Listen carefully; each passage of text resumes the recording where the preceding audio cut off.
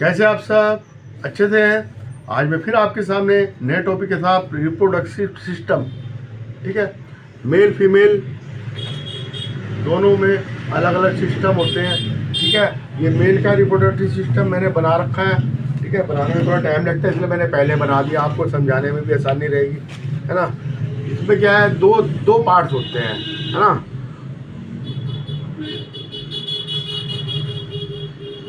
Portions, दो portions होते हैं। एक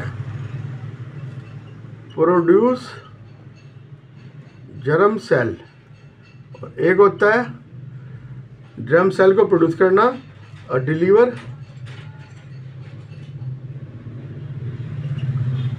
जर्म सेल टू साइट, ठीक है। और फर्टिलाइजेशन, ठीक है। एक तो होगा जो बनाएगा जर्म सेल, स्पर्म बनते हैं, स्पर्म्स होते हैं ना, स्पर्म बनते हैं, और एक स्पर्म को लेके जाएगा कहाँ पर, फर्टिलाइजेशन के स्थान तक। और तो प्रोड्यूस वाले जर्म सेल्स हैं, उसमें ही आते हैं टेस्टिस। टेस्टिस स्क्रोटम के बीच में होता है, ठीक है। ये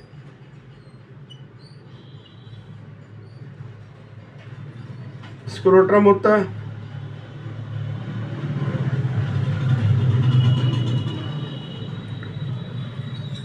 ठीक है।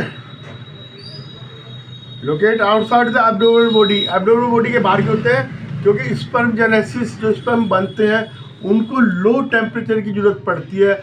2 डिग्री नीचे टेम्परेचर होता है बॉडी से इसका, स्क्रोटम का। तो ये नीचे स्क्रोटम होता है, उसके अंदर टेस्टिस होता है, ठीक है। Testis is the main part of germ cell for production का, ठीक है। और ये वासा डिफरेंसिस एक ये होती है, वासा डिफरेंसिस ये जा रही है, इससे स्पर्म बनते हैं, स्पर्म यहाँ से यहाँ जाते हैं, स्पर्म्स फिर यहाँ से वासा डिफरेंसिस से इधर होते हैं, इधर से ये यूट्रस, ये यूरिनरी कैनाल में, और ये जाते आते और ये इससे यूरेट्रा से बाहर निकल जाते हैं, ठीक है। नॉर्मल बॉडी टेम्परेचर से कम में होता है, ठीक है। हार्मोन सिक्रीशन टेस्टिस में कौन सा होता है, टेस्टास्टेरोन।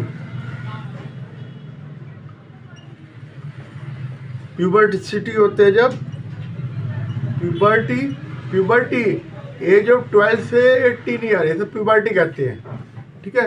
जब हार्मोनल चेंज होता है, ठीक है, उसमें फिर ये 12 से ये बनना शुरू होते हैं, स्पर्म्स बनना शुरू हो जाते हैं, ठीक है ना। चेंज होता है, टेस्टोस्टेरोन ब्रिंग द अबाउट ये चेंज, जैसे मूछे दाढ़ी आना और ये सब मेल बनने लगता है। पहले तो कोई अंतर नहीं होता इससे पहले, और इसके बाद में अंतर होना शुरू हो जाता है, स्पर्म फॉर्मेशन होना शुरू हो जाते हैं वासा डिफरेंसिस से, है ना। यूरिनरी ब्लैडर, है ना, और देन द यूरेट्रा से बाहर निकल जाते हैं। कॉमन पैसेज है यूरेट्रा, इससे यूरेट्रा से क्या क्या निकलता है, स्पर्म और यूरिन, है ना, एंड यूरिन, ठीक है। ओनली एंड यूरिन, ठीक है, दोनों चीज़ें निकलती है। कॉमन पैसेज है, अलोंग दी पैसेज है वैसे डिफरेंसेस। ग्लैंड, इसमें प्रोस्टेट ग्लैंड है, ये प्रोस्टेट ग्लैंड है, ठीक है। और एक ये सेमिनल वेसिकल, ये भी ग्लैंड ही होता है, ठीक है। इनका काम क्या है, सिक्रीशन देना, है ना, इसमें को फ्लूइड वगैरह देना, है ना। और आल्सो प्रोवाइडर न्यूट्रिशंस देना इसको, ठीक है ना। सेमिनल वेसिकल जब सिक्रीशन होता है न्यूट्रिशन का काम करता है ना। जब स्पर्म आर टीनी बॉडीज, क्योंकि इसमें जो है ग्लूकोज वगैरह होता है जो इसको देता है, विटामिन होते हैं, ग्लूकोज होता है, हार्मोन्स एल्कलाइन में होता है, ठीक है, इसके अंदर। और sperm are tiny bodies consist of mainly genetic material and long tail, ये लॉन्ग टेल होती है इनकी, ये हेड होता है, ये टेल होती है, ये स्पर्म है, ठीक है। Move toward the female germ cell, ये लैसिंग करती है इसकी वो, तो ये होता है। अब आ जाओ फीमेल रिप्रोडक्टिव सिस्टम, इसमें सिर्फ ये है ये ओवरी होती है, ठीक है। और ये ओवरी जो है ये भी हार्मोन सिक्रीज करती है ना। ये जैसे टेस्टोस्टेरोन करती थी, ये करती है ओस्ट्रोजन। ओस्ट्रोजन क्या करता है? ओस्ट्रोजन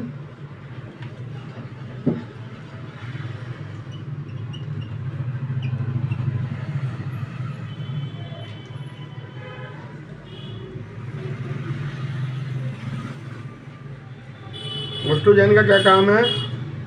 ये being change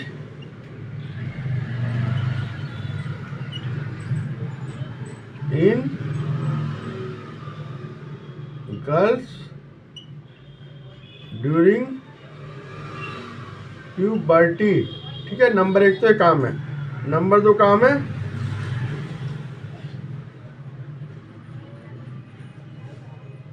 release egg to growing zygote, है ना, जिसे फीटस कहते हैं, ठीक है। इसका काम है। प्रोजेस्टेरोन ये प्रेगनेंसी में, प्रोजेस्टेरोन प्रेगनेंसी में बनता है, एस्ट्रोजन पहले बनता है ना, ये ओवरी से बनता है, ठीक है। ये फीमेल हार्मोन ओवरी से बनते हैं। 2 हार्मोन ओस्ट्रोजन और प्रोजेस्टेरोन, ठीक है। मैंने इसके काम भी आपको बता दिए, कैसे कैसे काम करते हैं, ठीक है।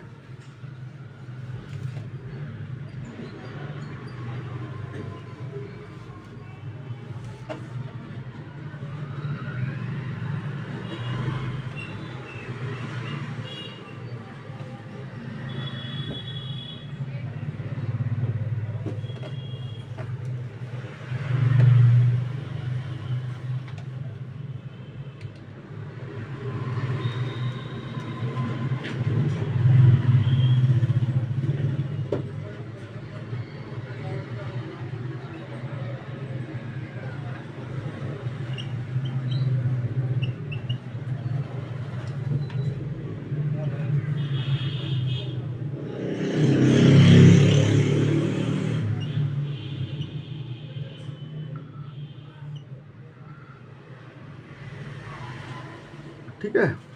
हार्मोन, ओवरी से हार्मोन निकलते हैं, एस्ट्रोजन, प्रोजेस्ट्रोजन, एस्ट्रोजन प्रोजेस्ट्रोजन, ठीक है।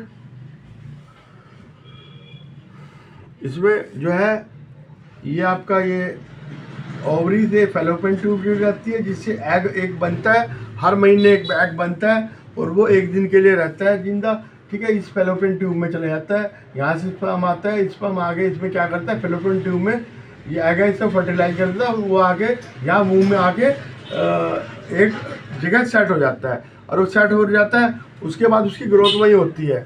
और ये हर महीने इसकी जो वाल है, इसका यूट्रस की जो वाल है, यूट्रस में आगे वो सेट हो जाता है। यूट्रस की वाल मोटी होती रहती है, चेंज होती रहती है धीरे धीरे, ठीक है। और जो उसमें है वो प्लेसेंटा से फीटस जुड़ जाता है। इसमें विली होती है ऐसे ऐसे किधर, एम्ब्रियो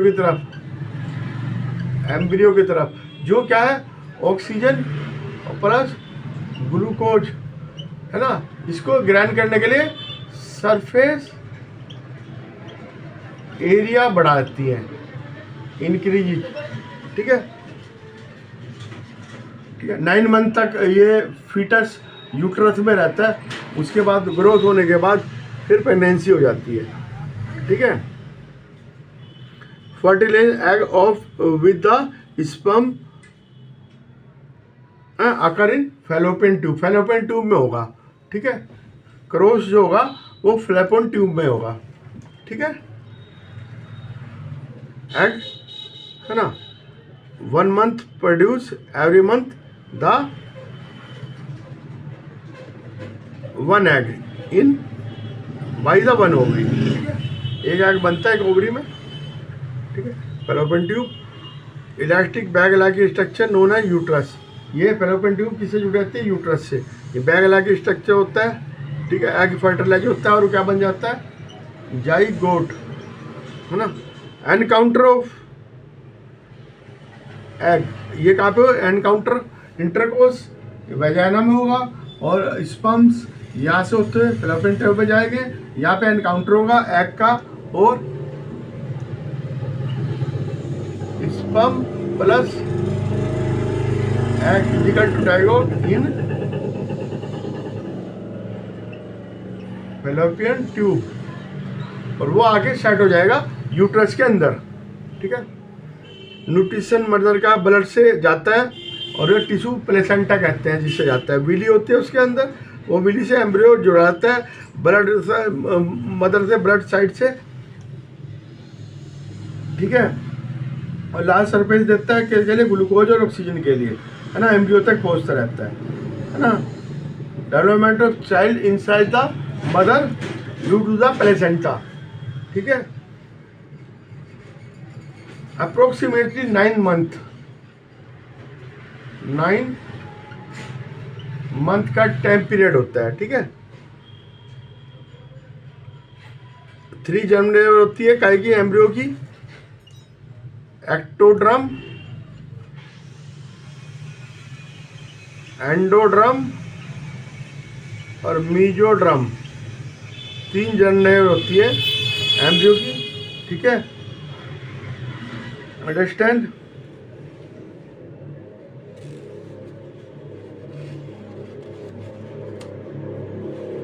और मैम जो है एम्ब्रियो इससे जुड़ा रहता है ना। प्लेसेंटा क्या है? स्पेशल टिश्यू होता है फिर न्यूट्रिशन द एम्ब्रियो, ठीक है। ये प्लेसेंटा किसके लिए बनता है? न्यूट्रिशन ऑफ एम्ब्रियो के लिए, ठीक है।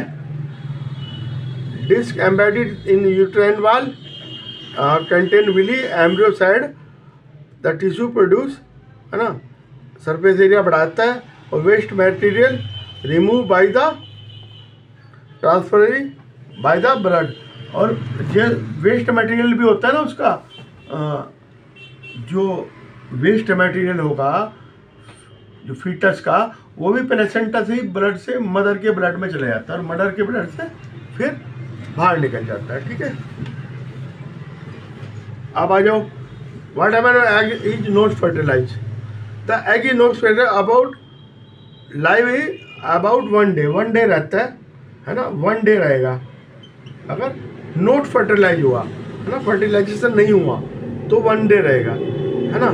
और एक ओवरी हर महीने एक एग छोड़ती है ना, ये मैंने आपको बताया था, एक एग छोड़ती है।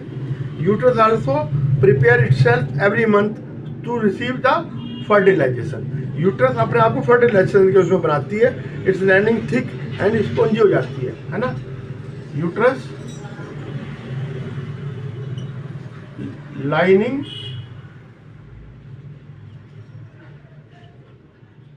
थिक एंड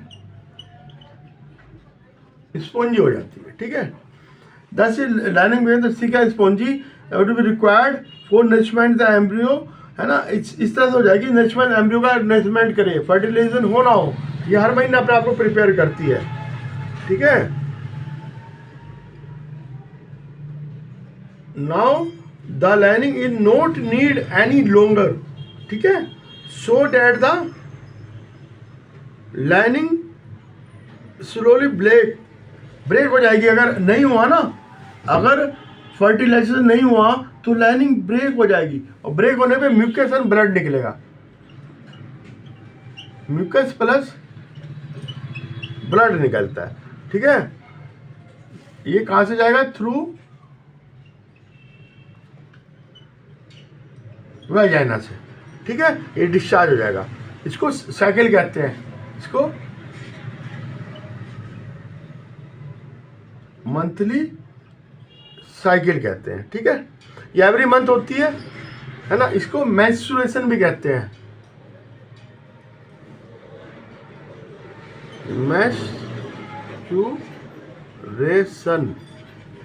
मेंस्ट्रुएशन, मेंस्ट्रुएशन भी कहते हैं, ठीक है। Usually last for about 2 to 8 day, इसका पीरियड होता है 2 से 8 डेज तक होते हैं, ठीक है। लाइनिंग रप्चर क्यों होती है?